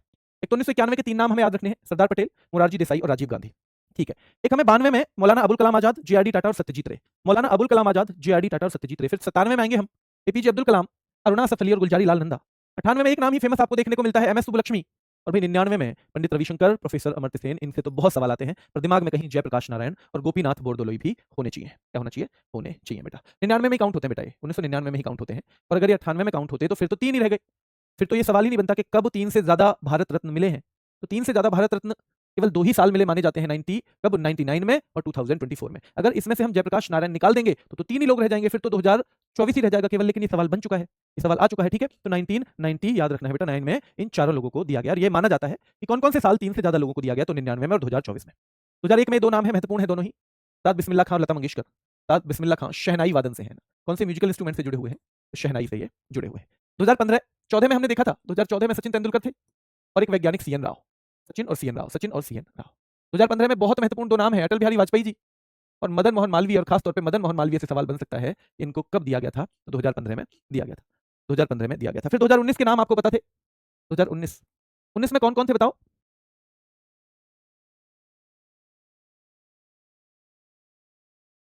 भूपेन हजारिका, नानाजी देशमुख, प्रणब मुखर्जी। और इस साल के बाद सीधे सीधे कौन से साल का नंबर आएगा? सीधे सीधे नंबर आ गया मेरे भाई 2024 का। और 2024 में 4 लोगों को, कर्पूरी ठाकुर, लाल कृष्ण आडवाणी, पीवी नरसिंह राव, चौधरी चरण सिंह और एमएस स्वामीनाथन। एमएस स्वामीनाथन, इनमें से कम 5 लोगों में से कितने को पॉस्ट्यूमस दिया गया है? पी, इनको पी, इनको पी, और ये लास्ट वाले को भी पी, ठीक है। तो जाएगा पी बराबर पॉस्ट्यूमस, पॉस्ट्यूमस बराबर मरणोपरांत, मरने के बाद। यानी कि 5 लोगों को दिया गया है, और 5 में से एक, 5 में से एक, ध्यान रखना है, 5 में से एक कौन है? वो मरणोपरांत है, ठीक। सॉरी, वो एक जो है जीवित है, बाकी सब मरणोपरांत है। तो किस वर्ष? तो 1999 में 4 लोगों को, 2024 में 5 लोगों को ये दिया गया। थोड़ा सा इनका आइडिया ले लो। डॉक्टर कर्पूरी ठाकुर कौन से? भैया बिहार के पूर्व सीएम रहे हैं, former chief minister of Bihar. Simple सा एक सवाल ये बनेगा, इनको इनकी 100वें साल में दिया गया। देखो, क्योंकि इनकी 24 जनवरी 1924 को जन्म है, इनको भी 100वें साल में, जैसे महर्षि धुंधो केशव कर्वे को भी। तो अगर वो ऑप्शन में ना हो तो ये भी आ सकता है नाम, है ना। और वो जन्मदिन पे दिया गया था, है ना, 100वें जन्मदिन पे, 100वें साल में। और बिहार के पहले नॉन कांग्रेस चीफ मिनिस्टर थे। कौन थे? Non Congress CM. लालकृष्ण आडवाणी भारत के अंतिम उप प्रधानमंत्री, यानी अब तक जितने डिप्टी प्राइम मिनिस्टर हुए हैं वो 7 हुए हैं। तो भारत के आज तक 7 डिप्टी प्राइम मिनिस्टर हुए हैं, क्योंकि भारत में डिप्टी प्राइम मिनिस्टर ऐसा नहीं है कि हमेशा ही उपराष्ट्रपति के जैसा पद नहीं है ये। तो ये 7, तो 7वें नंबर के हैं। 2015 में पद्म विभूषण मिला था।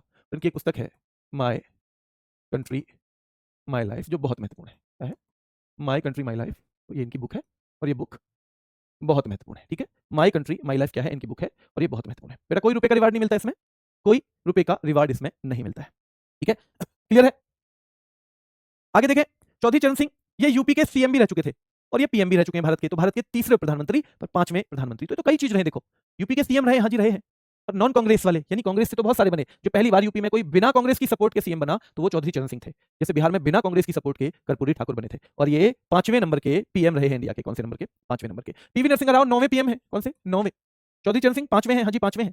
पीवी नरसिंह राव 9वें हैं। और एक खास बात आएगी, भैया first south Indian prime minister हैं PV Narasimha Rao. First prime minister south India से, भारत से। साउथ इंडिया से कौन है? तो वो नरसिंह राव हैं। और आर्थिक सुधारों के लिए जाने जाते हैं, जिनको हम कहते हैं LPG, liberalisation, privatisation, globalisation. LPG के लिए फेमस है। किसके लिए? एलपीजी के लिए। एमएस स्वामीनाथन भारत में ग्रीन रिवॉल्यूशन के फादर कहे जाते हैं। फादर ऑफ ग्रीन रिवॉल्यूशन, यानी भारत में हरित क्रांति के जनक कहे जाते हैं। तीनों पद्म पुरस्कार मिलते हैं, मिल चुके हैं, और भारत रत्न भी मिल चुका है। और भारत रत्न से संबंधित 3-4 चीजें हैं। फॉर्मर पीएम कितने हैं? तो 8 हैं फॉर्मर पीएम। और एक इसमें इंटरिम पीएम भी अगर मिला लें, इंटरिम भी मिला लें तो 9 हो जाएंगे। तो जो इंटरिम पीएम है उनको भी मिला लें तो ध्यान रखना है, interim prime minister Gulzari Lal Nanda रहे हैं। ठीक है, ठीक है, 8 + 1 तो ये 9 हो जाएंगे। भारत रत्न पाने वाली 5 ही महिलाएं हैं। आज तक 5 ही महिलाओं को दिया गया। सबसे पहले इंदिरा गांधी को 1971 में दिया गया था। मदर टेरेसा को 1980 में दिया गया। अरुणा आसफ अली को 1997 में दिया गया। एमएस सुब्बुलक्ष्मी को 1998 में, और लता मंगेशकर जी को 2001 में। इन 5 लोगों को, 5 महिलाओं को ये दिया गया है। और राष्ट्रपति कुल मिला के रहे हैं 6 प्रेसिडेंट को दिया जा चुका है। मरणोपरांत यानी पॉस्ट्यूमसली ये आज तक 18 लोगों को मिला है पॉस्ट्यूमस। लेकिन ये इतना विवादित सा सवाल हो जाता है कि इसको पूछता ही नहीं है कोई। विदेशी फॉरेनर्स कितने हैं? 2 हैं जिनको मिला है। 2 में भी एक कब है? 1987, यानी खान अब्दुल गफ्फार खान। 1990 में किसको मिला है? तो नेल्सन मंडेला को मिला है। किसको मिला है? तो नेल्सन मंडेला को मिला है। क्या? नेल्सन मंडेला को। चलिए, क्लियर है यहाँ? कुल कितने? तो 53 दिए गए हैं। और मरणोपरांत पहली महिला थी, एकमात्र महिला अरुणा आसफ अली। अरुणा आसफ अली। और सबसे ज्यादा भारत रत्न 2024 में 5 दिए गए हैं, जिनमें से 4 क्या थे? मरणोपरांत थे। 4 मरणोपरांत थे। बच्चा पूछ रहा है क्या गांधी जी को नहीं मिला? तो बेटा गांधी जी को जब राष्ट्रपिता कह दिया मैग्सेसे अवार्ड। अब ये रेमन मैग्सेसे अवार्ड जो है, जैसे अल्फ्रेड नोबेल के नाम पे नोबेल अवार्ड शुरू किए गए, नोबेल प्राइज शुरू किए गए, वैसे ही रेमन मैग्सेसे नाम के व्यक्ति है। ठीक है, किस लिए बेटा? तो रेमन मैग्सेसे नाम के एक व्यक्ति थे। और ये कहां के थे? तो भाई ये फिलीपाइंस यानी फिलीपींस के फॉर्मर प्रेसिडेंट रहे हैं। अब ये जो फिलीपींस के फॉर्मर प्रेसिडेंट थे, राष्ट्रपति थे, इनकी एक प्लेन क्रैश में मृत्यु हो गई, यानी he died in a plane crash. Plane crash में जब वो मृत्यु हो गई तो भी उनको कैसे जिंदा रखा जाए? हम दुनिया से जाने के बाद केवल लोगों की दिलों में जिंदा रह सकते हैं, उनके जहन में जिंदा रह सकते हैं। उसके लिए हमें कुछ खास काम करना होता है। तो इनको दुनिया याद रखे, इसके लिए इनके नाम पर एक अवार्ड शुरू कर दिया गया। उस अवार्ड का नाम ही रखा है रेमन मैग्सेसे अवार्ड। ठीक है, तो ये किसकी याद में दिया जाता है, किसकी मेमोरी में दिया जाता है? तो आपको पता होना चाहिए कि फिलीपींस के फॉर्मर प्रेसिडेंट की याद में, मेमोरी में ये दिया जाता है। वो कौन से प्रेसिडेंट, क्या हो गया था उनके साथ? तो प्लेन क्रैश में वो उनकी डेथ हो गई थी। क्या हो गई थी? उनकी डेथ हो गई थी। ठीक है, चलिए, तो इनको स्टैब्लिश किया गया था अप्रैल 1957 में, यानी कि इनकी स्थापना अप्रैल 1957 में हुई, है ना। और ये पहली बार जो दिए गए, तो फर्स्ट टाइम इनको दिया गया था 1958 में। कब? 1958 में। यहां से सवाल बनता है, पहली बार ये कब दिए गए? 1958 में। मैं अगर आपसे पूछूं तो नोबेल पहली बार कब दिए गए? जल्दी से बताओ मुझे, नोबेल फर्स्ट टाइम कब दिए गए थे? नोबेल फर्स्ट टाइम कब दिए गए थे? जल्दी से मुझे बताइए। तो पहली बार दिया गया था 1958 में। नोबेल पहली बार कब दिए गए थे? तो नोबेल पहली बार ये आपको बताना है। ठीक है, आगे चले। पहले कितने क्षेत्रों में? 6 क्षेत्रों में दिए जाते थे, यानी ये भी 6 क्षेत्रों में दिए गए हैं एक लंबे समय तक। पहले 5 क्षेत्रों में, फिर 6 हुए, यानी नोबेल की तरह इसमें भी चेंज आया। और अभी इनमें सिस्टम में कुछ बदलाव हो गया है। अभी सिस्टम में कुछ बदलाव, वो भी मैं आपको बताऊंगा। लेकिन उससे पहले साथियों का जवाब आ रहा है कि भैया नोबेल पहली बार कब दिए गए? 1901 में। हालांकि 1-2 साथी भारत रत्न से कंफ्यूज हो गए। जैसे हमारी छोटी बहन सुनैना है, उन्होंने 1954 लिख दिया। बेटा 1954 में भारत रत्न शुरू हुआ था। And we are talking about Nobel prize. हम किसकी बात कर रहे हैं? We are talking about Nobel prize which was first time given in 1901। 1901 में पहली बार नोबेल दिया गया था। ठीक है, तो यहाँ पे पहली बार 1958 में, इसको एस्टैब्लिश हालांकि 1957 में ही कर दिया था। 6 क्षेत्रों में दिए जाते हैं। कई बार ये पूछ लेता है, हालांकि अभी बदलाव है, मैं आगे बताऊंगा। यहां से सवाल बनता है, इसको नोबेल ऑफ एशिया या एशियाज नोबेल भी कहते हैं। अच्छा, इसे नोबेल ऑफ एशिया भी कहते हैं। हाँ जी, इसे एशिया का नोबेल भी कहा जाता है। उसकी प्राइज मनी है $50,000। क्या है? $50,000, ठीक है। $50,000 इसको नोबेल ऑफ एशिया भी कहा जाता है। और ये कब दिए जाते हैं? तो कब दिए तो देखो कभी भी जा सकते हैं, लेकिन मेन चीज है अनाउंसमेंट इनका हर साल। अनाउंसमेंट ये दे तो कभी भी देते हैं, कभी कभी जरूरी नहीं है इसी दिन दे। तो इसका मेनली अगर ये पूछा जाए अनाउंसमेंट या कब दिए जाते हैं, सवाल दोनों तरीके से पूछ लिया जाता है। 31 अगस्त को। कब? 31 अगस्त को बेटा, 31 अगस्त को। खुशमीन कौर कह रही है सर स्ट्रेटेजी के कब तक चलेगी एक बार बता दें। खुशमीन बेटा अगर आप ऐसा चाहते हैं कि हम जल्दी से सिलेबस खत्म करवा दें तो हम जल्दी से करवा देंगे। अगर आप लोगों को ये नहीं ठीक लग रहा है कि भैया आपकी क्लास हमारे साथ लगातार क्यों चले, तो जल्दी करवा देंगे, ठीक है, जल्दी करवा देंगे। अब जल्दी स्पीड से शुरू कर देंगे। देखो अब मैं आपको एक चीज बता दूं, पहले तो कल सैटरडे है क्या? कल सैटरडे है बताओ?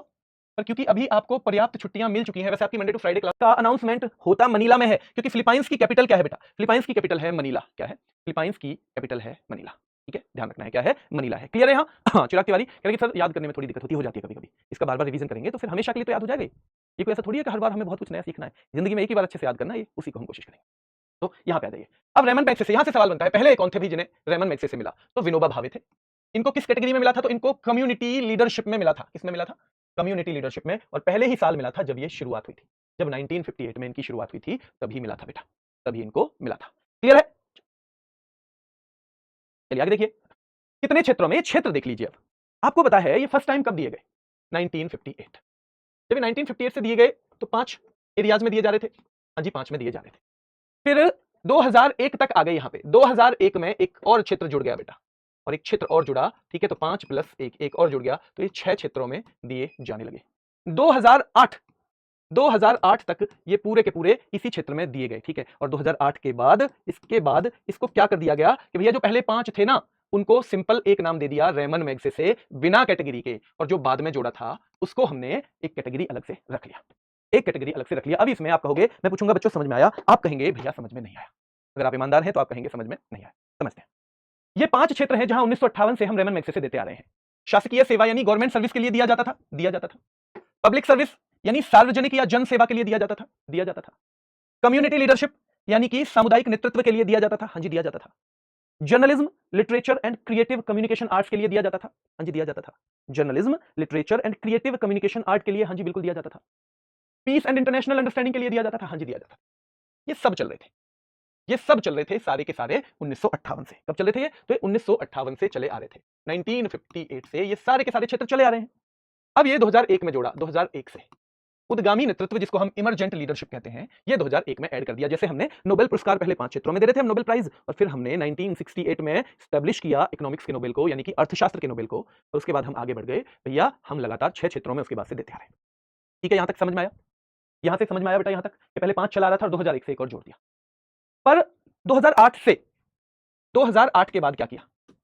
ये जो 5 श्रेणी थी ना, ये 5 श्रेणी, चाहे वो गवर्नमेंट सर्विस थी, चाहे पब्लिक सर्विस थी, चाहे कम्युनिटी लीडरशिप थी, चाहे journalism, literature and creative communication art था, चाहे 5वां पीस एंड इंटरनेशनल अंडरस्टैंडिंग था, इन 5 को मिला दिया। इन 5 को मिला दिया गया।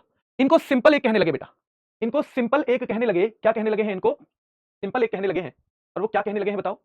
इनको हम अब केवल रेमन मैग्सेसे पुरस्कार कहते हैं। केवल रेमन मैग्सेसे पुरस्कार इनको हम कहते हैं। क्या कहते हैं इनको? Ramon Magsaysay. और ये वाला रेमन मैग्सेसे की जो एक बाद में कैटेगरी जुड़ी थी, ये कैटेगरी अभी भी एग्जिस्ट करती है। यानी अब या तो आपको दिया जाएगा रेमन मैग्सेसे पुरस्कार जिसमें कोई कैटेगरी लिखी नहीं होगी, और अगर कुछ लिख के आएगा तो भैया रेमन मैग्सेसे इमरजेंट लीडरशिप लिख के आएगा, केवल इमरजेंट लीडरशिप लिख के आएगा। ठीक है, क्लियर है? तो शांति और अंतरराष्ट्रीय सद्भावना, उभरता या उद्गामी नेतृत्व, ये वाला केवल अभी जो बाद में जन्मा है, बाकी सब 1958 से आ रहे थे, अब ये भैया 2001 में ही जन्मा है, तो ये तो अभी कुछ दिन जिंदा रहेगा ना, तो केवल इस कैटेगरी में दिया जाता है। यानी कि आज की डेट में आपको नोबेल पुरस्कार पब्लिक सर्विस के नाम से नहीं मिलेगा। ये रेमन मैग्सेसे पब्लिक सर्विस के नाम से नहीं मिलेगा। आपको कोई कहे जी आपको गवर्नमेंट सर्विस के लिए दिया जाता है रेमन मैग्सेसे, नहीं, सिंपल दिया जाएगा आपको रेमन मैग्सेसे, पर इस कैटेगरी में नहीं दिया जाएगा। अगर आप पब्लिक सर्विस से जुड़े हो तो आपको दिया जा सकता है, पर उस पुरस्कार की ये कैटेगरी नहीं हो सकती, उस पुरस्कार का नाम ये नहीं हो सकता। Simple Ramon Magsaysay. Community leadership के लिए आपको दिया जा सकता है, अगर आप अपनी कम्युनिटी को लीड करते हो किसी मामले में, पर ये नाम नहीं लिखा रहेगा उस पर। अगर नाम लिखाएगा या तो केवल आएगा रेमन मैग्सेसे प्राइज, या फिर भैया रेमन मैग्सेसे इमरजेंट लीडरशिप, केवल ये। यानी एक सिंपल भाषा में तो या तो ये अब अवर्गीकृत यानी अनक्लासिफाइड, या फिर केवल एक इमर्जिंग लीडरशिप कैटेगरी में दिया जाता है। बाकी कैटेगरीज का जो है उसको मर्ज कर दिया गया है। क्या कर दिया गया है? मर्ज कर दिया गया है। क्लियर है? यहां तक चीजें हुई क्लियर? ये चीज समझ में आई बेटा? जल्दी से बताओ, तो ये आपके दिमाग में रहना चाहिए। 67वां रेमन मैग्सेसे पूछे अगर हम, क्योंकि लेटेस्ट पूछना होता है। अब अगर आपका एग्जाम अगस्त से पहले है तो ये तो बिल्कुल आपको रटना है। फिर तो हमारे एक संस्था है एजुकेट गर्ल्स ग्लोबली, इसको कभी कभी हम ये भी लिख लेते हैं foundation to educate girls globally. ये एनजीओ है, एनजीओ का मतलब है बेटा गवर्नमेंट का नहीं है, ये भी लिखा जाता है foundation to educate girls globally. ठीक है, तो ध्यान रखना है, एजुकेट गर्ल्स ग्लोबली, ये foundation to educate girls globally, और ये पुरस्कार जीतने वाली पहली भारतीय संस्था हो जाएगी। ठीक है, फर्स्ट इंडियन इंस्टीट्यूशन है ये जिसने इस पुरस्कार को जीता है। पर ये करता क्या है, आपसे पूछा जाएगा। 67वां जो ये 67th रेमन मैग्सेसे से जीता है एजुकेट गर्ल्स ग्लोबली नाम की संस्था ने। ये कैसी संस्था है, क्या सरकारी है? नहीं, एक प्राइवेट संस्था है।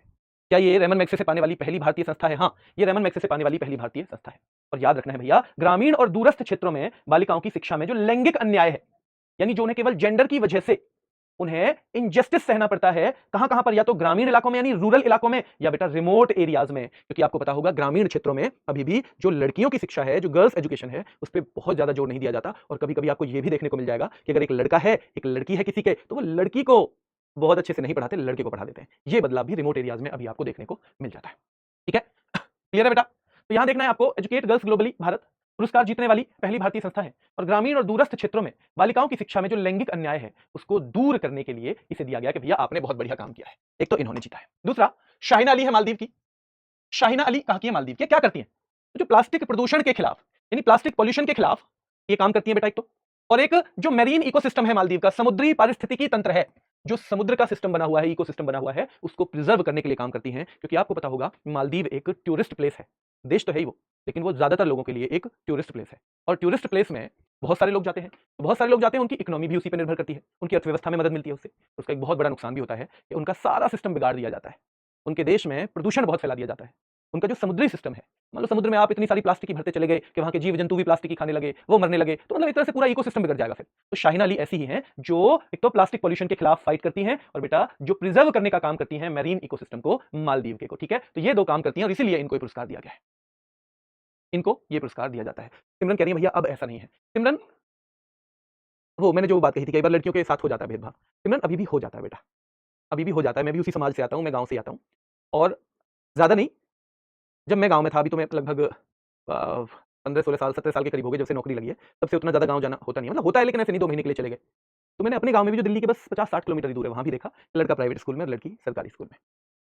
ये हो जाता है बेटा अभी भी। हाँ, जिन जिन के साथ नहीं हो रहा है, या जो ऐसी जगह है जहां पे लड़कियों के साथ नहीं हो रहा है अभी भी भेदभाव, वो बहुत बढ़िया जगह है, बहुत अच्छा है, उन लोगों को धन्यवाद, उन लोगों को साधुवाद। लेकिन अभी भी हो जाता है, क्योंकि हमें, जैसा हम जिस समाज में रहते हैं, हमें तो बस उसी का तो पता होता है, हमें बाकी लोगों का तो पता ही नहीं होता। अभी भी क्या जितनी फेल्योर हमारे लड़कों को मिल जाती है, कई बार क्या लड़कों को जितनी फेल्योर मिल जाती है, उसके बाद भी माँ बाप कंधे पे हाथ रख के उसका सपोर्ट करते रहते हैं, क्या अभी भी लड़की को हम इतना कर पाते हैं? और हमका मतलब केवल हमारा घर नहीं, या केवल किसी एक बच्चे का घर नहीं, हम एज ए सोसाइटी, पूरे समाज के तौर पे क्या हम लड़कियों के साथ, लड़कियों को हाथ पे कंधा रख के क्या हम परिवार के तौर पे उसे कह देते हैं कि बेटा तू कर पढ़ाई, चिंता मत कर, तू चिंता मत कर, पढ़ कर पढ़ाई, 2 बार 4 बार जितना भी फेल हो मैं तेरे साथ खड़ा हूं। और मैं कह रहा हूं ये लड़के जितने भी क्लास ले रहे हैं, या आपके घर में जो भी लड़के हो, माँ बाप भी ना उतना सपोर्ट कर पाए, क्योंकि उनके पास अपने अपने सामाजिक दबाव है। आप नई पीढ़ी के हो, आप आपकी बहन है, आपके घर में कोई नई शादी होकर आई हुई भाभी हो सकती है, आप करिए जितना सपोर्ट कर सकते हैं, क्योंकि आप लोग अपनी जगह पे थोड़े ज्यादा मजबूत स्थिति में रहते हैं। और जहां यूथ सपोर्ट करने लग जाएगा ना, फिर पुराने लोग भी मानने लग जाते हैं, फिर उनके समझ में भी चीजें आने लग जाती हैं। तो आप लोगों की जिम्मेदारी होनी चाहिए एज ए सोसाइटी, ना कि ये कि अगर कोई लड़की 3 बार फेल हो गई है, हमारे ही पड़ोस की, हमारे ही चाचा जी की, ना हो चाचा जी की पड़ोस की, और हम उसे फिर तंज हम ही मारने लग जाएं, ओ ये लगेंगी जी नौकरी, इन्हें बनना है डिप्टी। आप लोगों की सपोर्ट होनी चाहिए अपने समाज में भी, क्योंकि आप लोगों को तो मिलती है सपोर्ट। मैं लड़का हूं, मुझे भी मिली है हमेशा। लड़कियों के साथ कई बार तो उनके आगे एक तलवार लटका देते हैं, पहले देख ले 1.5 साल में हो गया तो ठीक है, वरना शादी कर देंगे। क्या जितना परसेंटेज में हम लोग लड़कियों को ये चीज कह देते हैं कि कर ले, नहीं तो 1.5 साल में नहीं शादी कर देंगे, क्या उतनी हम अपने लड़कों को कहते हैं? क्या उतना ही समय हम अपने लड़के को भी देते हैं, इतने में कर ले वरना ये कर लेंगे? अगर हम नहीं करते तो यहां तो बराबरी दीजिए, कम से कम यहां तो बराबरी दीजिए। और ये जिम्मेदारी हम सबकी है, जो हम अपने अपने जब अपने लिए कोई लड़ता है ना, उसकी इतनी कीमत नहीं होती। लड़कियां जब अपने लिए लड़ेंगी तब उतनी कीमत नहीं होती, जब हम उनके लिए खड़े होंगे तब उस बात की ज्यादा वैल्यू होगी। ठीक है, चलिए शुरू करते हैं आगे। तो फ्लेवियानो बेटो एंटोनियो एल विलानुएवा, ये तीसरे नंबर के, ये तीसरे व्यक्ति हैं, और ये गरीब और उत्पीड़ित लोगों की गरिमा को बहाल करने के लिए काम करते हैं। क्या काम करते हैं? To restore the dignity of the poor and oppressed. तो 3 जो विजेता हैं, इनमें से खास तौर पे पहले 2 तो बहुत महत्वपूर्ण हैं, और ये हमें याद करने हैं। क्या करने हैं? ये हमें याद करने हैं। क्लियर है? आगे चलिए, बुकर पुरस्कार के बारे में बात करें। बुकर प्राइज बुकर प्राइज, तो ये देखो कि जो साहित्य में यानी लिटरेचर में सबसे बड़ा अवार्ड कौन सा है, बताओ मुझे। जो लिटरेचर का दुनिया का सबसे बड़ा अवार्ड है वो है नोबेल। क्यों? क्योंकि जिस भी क्षेत्र में नोबेल दिया जाता है दुनिया में, वो उस क्षेत्र का सबसे बड़ा अवार्ड हो जाता है। क्या होता है? संजीव जून कह रहे हैं सर जी अवार्ड पोस्टमसली दिया जा सकता है क्या? संजीव जून, संजीत बेटा झूठ नहीं बोलूंगा, आपके कमेंट को इग्नोर भी नहीं करूंगा। इस तरह का सवाल कभी आया नहीं है, तो कभी इसमें ये मैंने पढ़ा भी नहीं है, कि मैं केवल आपको देख के ही बता पाऊंगा। मैं भी इसको सर्च करूंगा, मुझे नहीं पता है। ठीक है, आपका कमेंट इग्नोर भी कर सकता था, पर मैंने देखा कि आपका कमेंट आया है, और वो चीज मैंने कभी देखी नहीं है, क्योंकि एग्जाम में कभी नहीं पूछा गया, तो हम लोगों ने भी ध्यान नहीं दिया। ये पोस्टमसली दिया जाता है नहीं, ये मैं आपको अगली एक क्लास में बताऊंगा। ये महेंद्र जी, उस बच्चे के कमेंट का वो फोटो मुझे भेजना। साहित्य के क्षेत्र में नोबेल पुरस्कार के बाद ये सबसे बड़ा पुरस्कार है, यानी कि साहित्य में जिस भी क्षेत्र में नोबेल दिया जाता है, जिस भी क्षेत्र में नोबेल दिया जाता है तो नोबेल उस क्षेत्र का सबसे बड़ा हो जाता है, यानी जो नोबेल मिल गया ना उस क्षेत्र में, फिजिक्स में दिया जाता है तो दुनिया में सबसे बड़ा फिजिक्स का, केमिस्ट्री में दिया जाता है तो दुनिया में सबसे बड़ा केमिस्ट्री का है, पीस दिया जाता है तो दुनिया में सबसे बड़ा पीस का भी वही है, लिटरेचर का भी वही है, इकोनॉमिक्स का भी वही है, मेडिसिन का भी वही है। और उसके बाद दूसरे नंबर पर अगर हम लिटरेचर की बात करें, लिटरेचर की अगर हम बात करें तो ध्यान रखना है दूसरे नंबर पे ये बुकर पुरस्कार आता है, इसको हम मैन बुकर भी कहते हैं। क्या कहते हैं? हम इसको मैन बुकर भी कहते हैं, ये एक ही बात है। तो मैन बुकर या बुकर ये दो